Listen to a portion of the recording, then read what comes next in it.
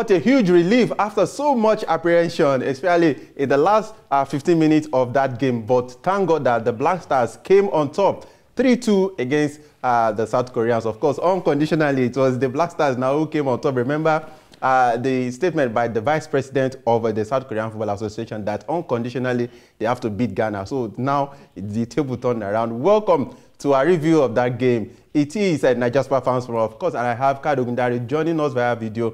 And James Agberebi is in the studio. We watched that game together. James almost had an heart attack today. James, I think now you can now smile. Yeah, baby, yeah, it was a really tough one. We just had to hang on until we were able to cross the finish line. I almost became a coach in the last 10 minutes. I was saying, come on, push, keep pushing, keep pushing. Kado Gundari, I'm sure you watched the game where you were. And of course, I know you are happy, you are relieved now. Baby, and I must confess, I have a sore throat already because I lost my voice when I was shouting at the players to keep moving because they were at the point they were defending too deep.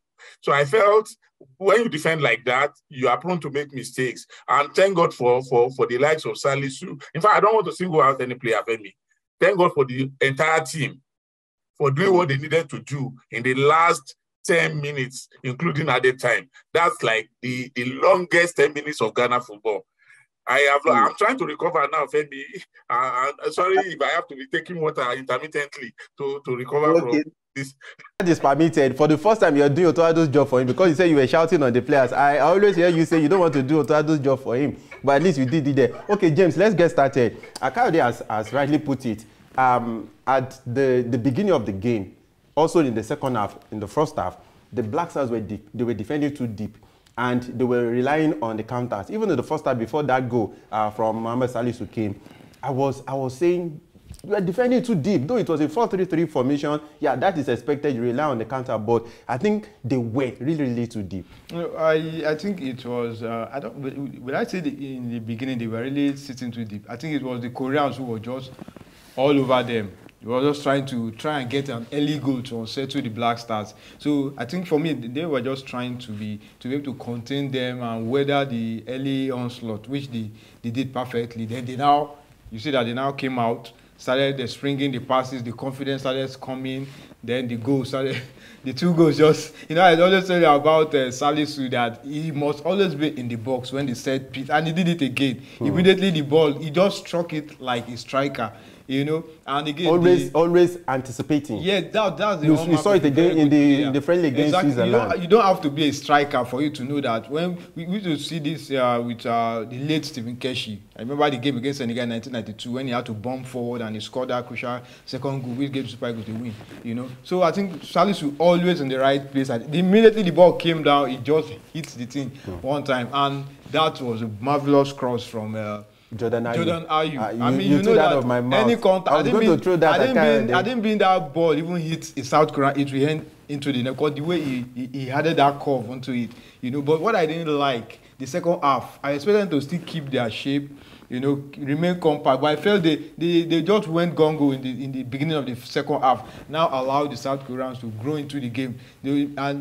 Immediately they got that first goal. You see that confidence now came and they started. Under 3 minutes. And you saw what they were now crossing the ball. You just pumping crosses left, right. I remember I said you during the preview that they need to watch out for him because he's tall and he will be in front. And what really pissed me off the second goal, I mean the way the guy just beat, was it Salisu? He leaped over, or I can't remember the person. The freedom was too much. So they started, as if they now were like, okay, it's like crossing will do it for them. They started pumping, and these are guys that I don't think they're as tall as the Black Stars play, but the way they were just so confident, flinging in those balls and everything, and Azigi he did overtime today. Wow.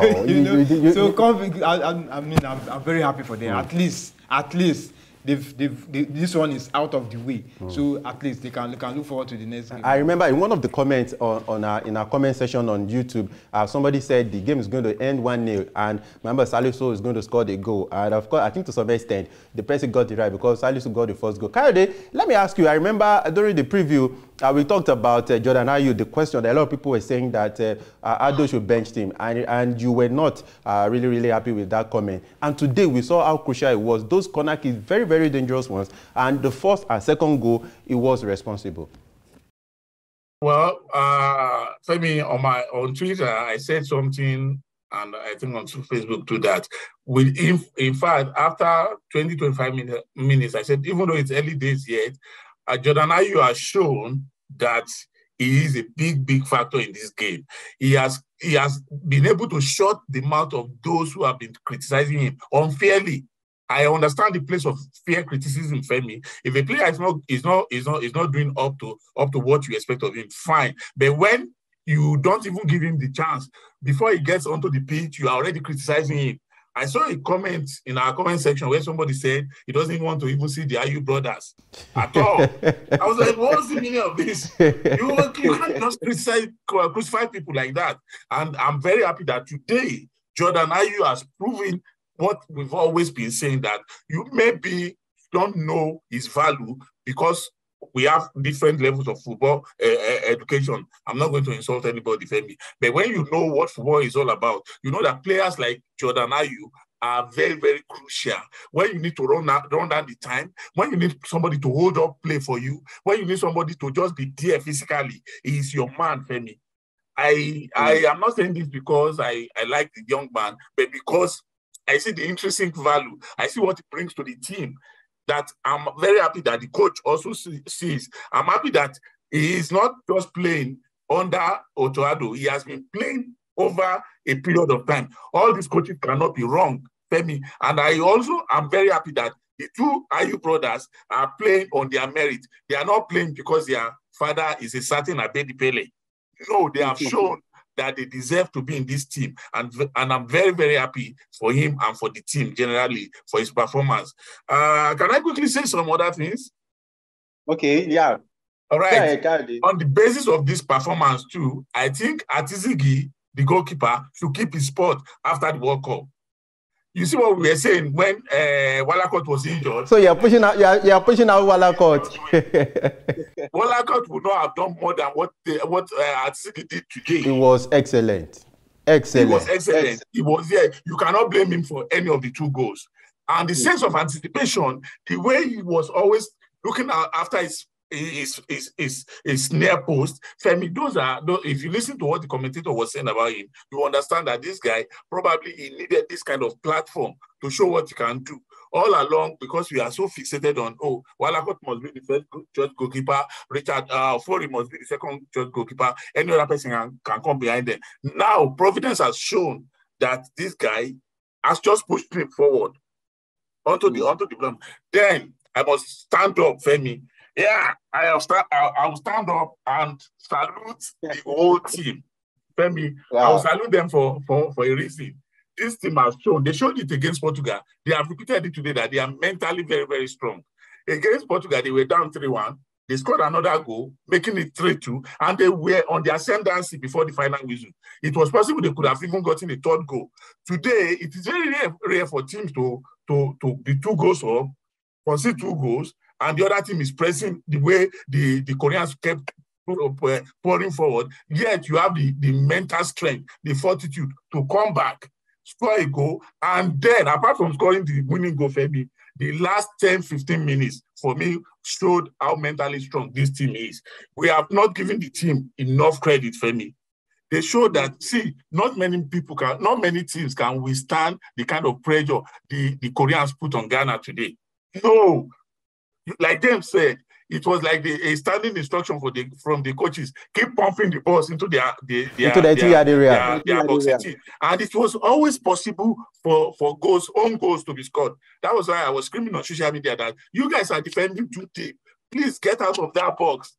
But the Koreans didn't stop. They kept coming. Then I also think Kudus is the future of Ghana football, Femi. No doubt. Man of the match for me. Yes, he is. Future of Ghana football. The way the confidence he has, the way he handles the ball, the dribbles, the close control and everything shows that this boy is just starting. We have not seen anything about him. He is Ghana's next superstar. Femi, let anybody take that to the bank. I said Mohammed Kudus is the next superstar for Ghana. Okay. James, I'll quickly read a quote from Paulo Bento, the South Korean coach, after the game. He said, I think we did enough to win the game. A draw would have been an unfair result. We came back strongly in the second half and scored 2 goals, but we made some mistakes. if we had won this game, the last game against Portugal would have been different, but we have to try our best. He said, I won't be there, but I wish the team well. Remember, I was red carded when he went to complain to Anthony Taylor. Yeah. Now, let's look at the South Koreans generally. Do you think they deserve to win the game? Do you think they did enough, in all fairness? Well, I think they were able to come back into the game because the Black Stars, they were not compact enough. I think the midfield lost its discipline, because if you check out the goals, like something we saw against Portugal. Yes, you begin to wonder why was that guy so free? I was expecting, okay, you are leading by 2 goals. I expected them to sit back, not too deep, and within the blink of an eye, compact, just stay compact, frustrate them, slow the tempo, hold on to possession, spring passes, let them run after, because they are the ones looking for the ball. So you make them walk to get the ball, but. And that's what they just started bombing forward. They lost their shape. Somebody was just doing a hippie-kippy, or what were they going to do? They're trying to jog the ball, trying to be... you don't need all that at that point.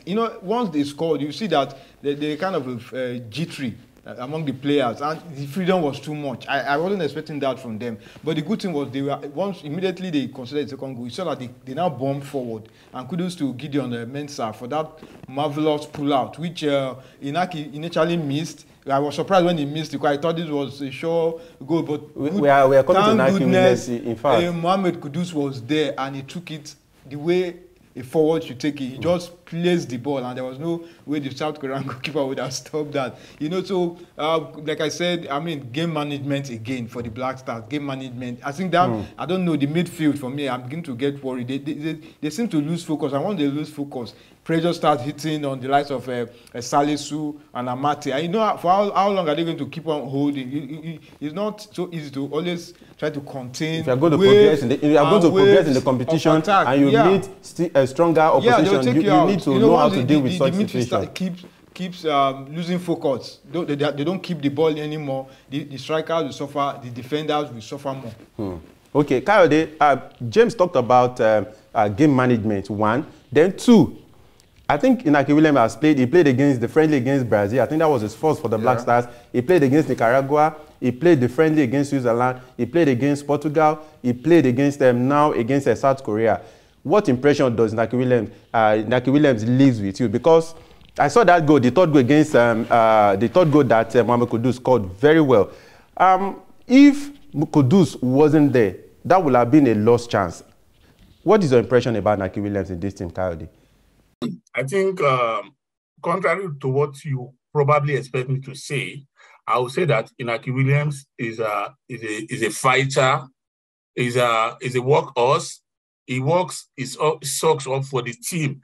One thing you people, sorry, not you in particular, one thing people are failing to understand is Inaki Williams is not a top striker. He is a winger. Where you need somebody on the wing, he is there. The reason why Inaki Williams is Ghana's top man is because of a lack of a deadly finisher. So what he does is just try to manage to be a top man, when in actual fact his strength is on the wings. Femi, the few occasions when he needed to run after the ball, you saw how he outran all the defenders. That is his strength. His strength is to outrun them, then put the ball for those who are going to score. But because there's no center forward, he has to double up as a center forward. So for me, if you ask me, has he earned his place despite not scoring? Because that's probably the measurement everybody's looking for. When is he going to get his first goal? It might take time before he gets it, but I'm very sure that he's not very far from getting his goal. The fact that he's fearless, the fact that he has played at the top level, it makes him very, very undesirable to play for the opposition. And that's why I think he should keep playing as long as the coach wants him there. I do not find he should. Okay, the ball he missed that fell kindly to Kudus, we could have done better. But even the best players do all of these things sometimes. We cannot hold him to a different standard simply because he came to play for Ghana. Let us cut him some slack. Everybody makes their own. Everybody is allowed to make a number of mistakes in every game. Yeah, he made this, but then his work rate compensated for that. So if you ask me, I think he should continue playing. Okay, James. In the first half, we had 5 minutes of added time. Second half, we had 10. and nobody fainted. Nobody needed oxygen during the game. What is your impression about 15 minutes of added time in a group game, not even a knockout game? 5 minutes in the first half. Somebody said maybe because of celebration. How much time was taken to celebrate? Then second half, 10 minutes. I mean, this World Cup, the additional time, I mean, to me, it's outrageous. 10 minutes. There are some games that you begin to wonder what happened that they're now having such. I was so shocked because I don't think I've seen a game where and you saw the South Korea, they were still demanding for more time. They played 11 minutes already. They were still demanding for more time to play the corner kick. So I don't know. Maybe because they're trying to kill time wasting, then maybe trying to control teams the way they celebrate. So maybe that was what they are trying to curb so that teams will be up and running, and once you score you don't stay too long. I don't know, I'm just saying, but so for me, well, FIFA okay. Yes. Okay, Kai, you can go. All right. For the 10 minutes added time in the second half and the first half, the 5 minutes, I can understand that and I can explain it.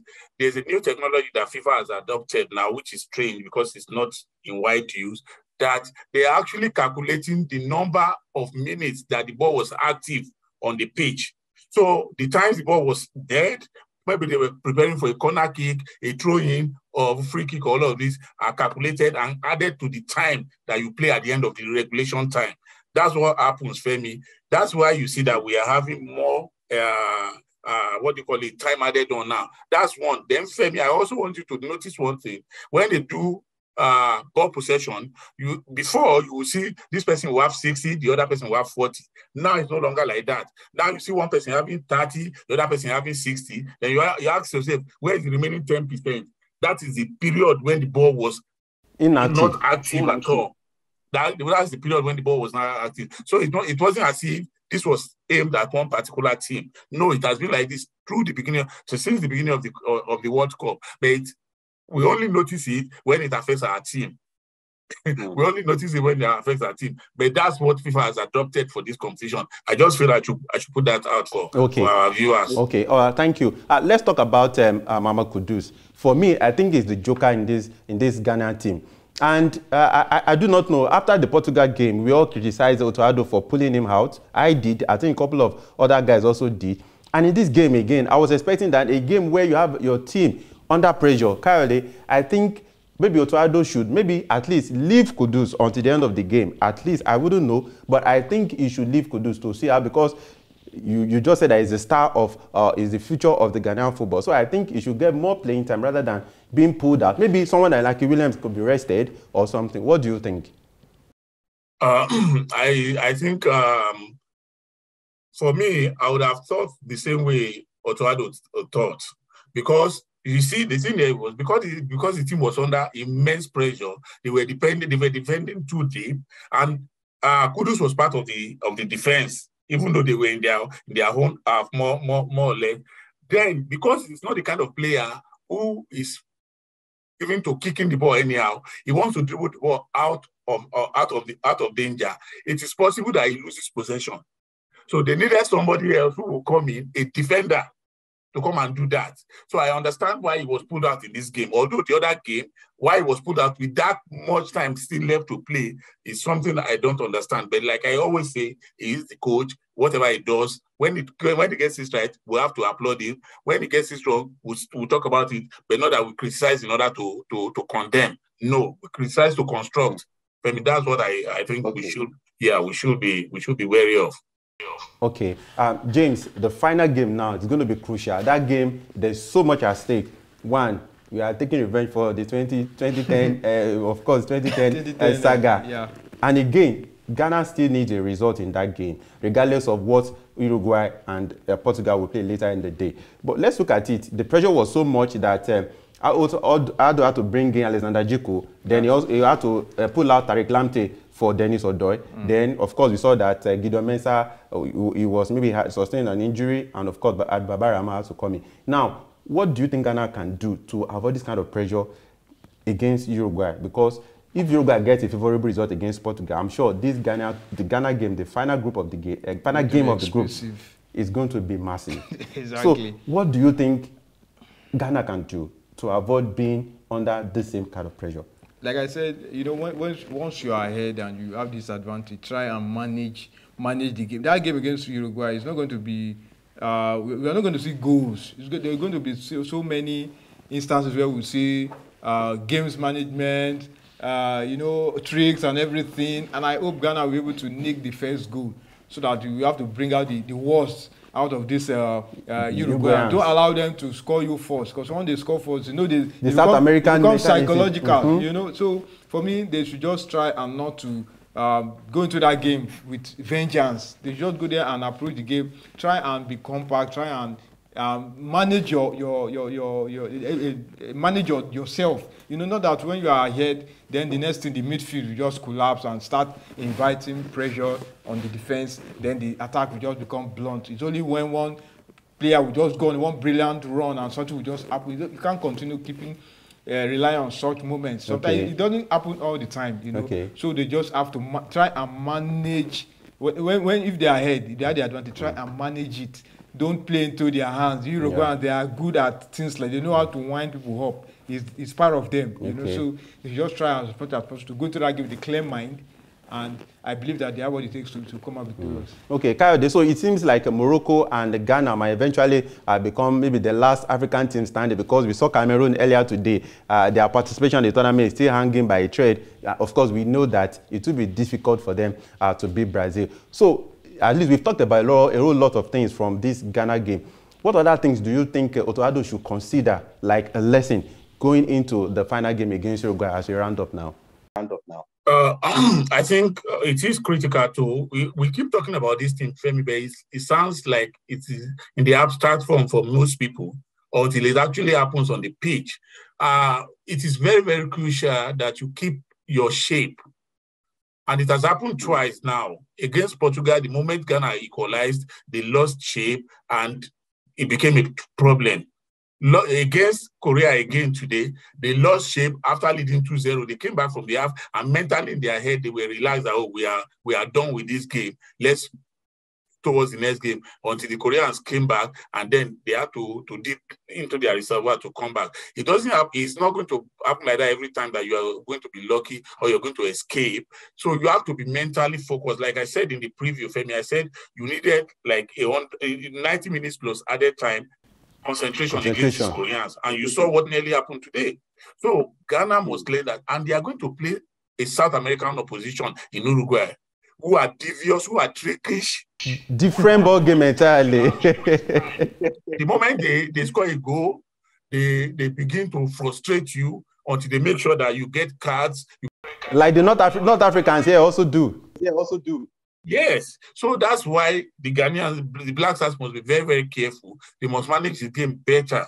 Make sure that they do not give away frivolous fouls. Make sure that no matter what happens, they keep the shape together. There were periods in today's game, Femi, that I was very, very proud of the Ghanaians. They kept the game, they kept the shape, and you saw the ball reticulating between Jordan, Mensah, and what he could use. They were doing a small, literally two triangles.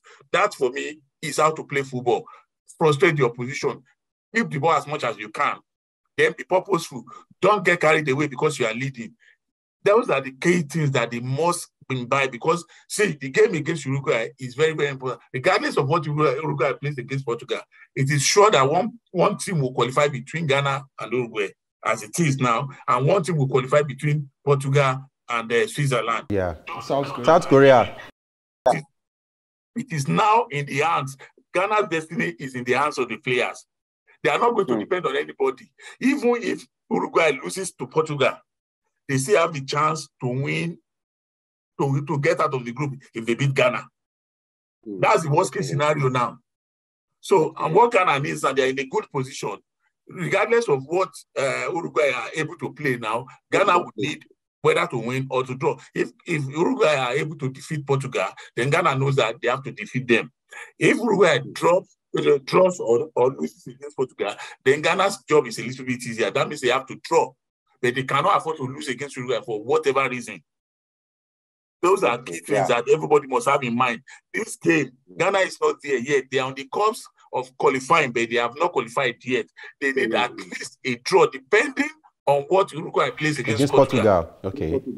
Yes, that's what will determine whether it's a draw or an outright win that they need. But in all honesty, they are in a good position. They have it in their hands. They are in control of what happens, how far they go in this competition. And I think it's a possibility. Okay, so we wish the Black Stars all the best. Now the players can rest, of course, and focus on that game against Uruguay, because that game, it must not be a repeat of the 2014 saga. Thank God Luis Suarez is here. So we are going to celebrate. Sorry, let me say something. I hope players and Otoado will not have your mindset. This is not a revenge, Femi. It is a game to be won, not a revenge. If everybody has it in their mind that we are going to play for revenge, then things goes out very, very quickly. You win the game. If you win, it is a revenge. But if you put it in your mind that you are going to revenge, it could be dangerous. Of course, revenge with a victory. That's what I actually meant. No, a victory will mean a revenge. But it is not the reason why you are playing this game. You are playing this game to qualify. Not because you want to revenge what happened in 2010. Okay. So when you qualify, you have had your revenge. Let's have that at the back of our mind, Femi. The most important thing is to get one over Uruguay, and then we can say, oh, we have qualified. Oh, then as a bonus, we have avenged what you did in 2010. But the most important thing, the first thing is win to qualify, not because you want to revenge. All right. So we wish. Okay. So we wish the Black Stars all the best as they prepare for that Uruguay. I'm sure by tomorrow they will have a recovery session. Then, of course, focus on the last game. And I think the officiating today was better than what we saw against Portugal, where we still do not know if FIFA will call that American referee into question. I think today Anthony Taylor made Premier League proud to some extent, because there has been so much question also about Premier League referees. And today I think he didn't do badly at all. So for you, our fans, I'm sure you are still basking in the euphoria of that victory over the South Koreans. So what do you think? Let us know in the comment section. Thank you for staying through with us. Our producer, thank you for always making sure that everything goes well. Kayode, James, thank you for coming on the show today. Always a pleasure, friend. Thank you, Femi. See you tomorrow. All right. Okay. So tomorrow we're bringing you yesterday at the World Cup. Of course, there we'll be talking about the game between Portugal and South Korea and the implication for the Black Stars of Ghana. So we wish that Portugal will get a victory over Uruguay so that it will make the job easier for the Black Stars. So until tomorrow, I remain Ashalolo Afemi today. So today, let's pop a champagne, at least to celebrate the victory of the Black Stars. Until tomorrow, bye for now.